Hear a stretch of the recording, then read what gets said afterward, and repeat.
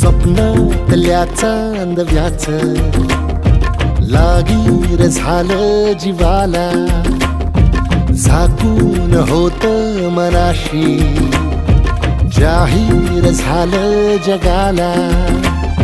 क्षणभर जग हे विसरून सगळे देवढासा दिलासा, पोशील तू श्वास माझा. स्वप्ना